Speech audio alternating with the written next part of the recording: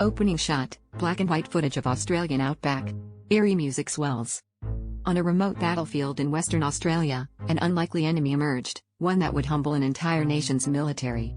It was 1932, and the Great Emu War had begun.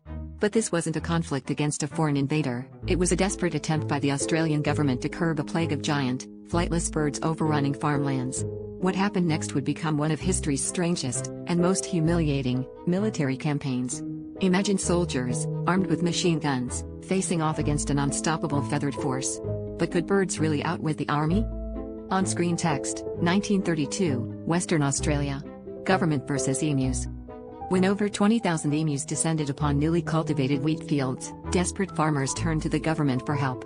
The military, confident in their firepower, deployed soldiers with Lewis machine guns. But the emus, surprisingly organized and fast, proved elusive. Eyewitness accounts describe the birds scattering with military precision, darting through gunfire and regrouping out of sight. By the end of the first week, the soldiers had fired thousands of rounds, hitting barely a fraction of their feathered adversaries. On-screen text, official report: if we had a military division with the bullet-carrying capacity of these birds, it would face any army in the world. In a stunning twist, the operation was declared a failure.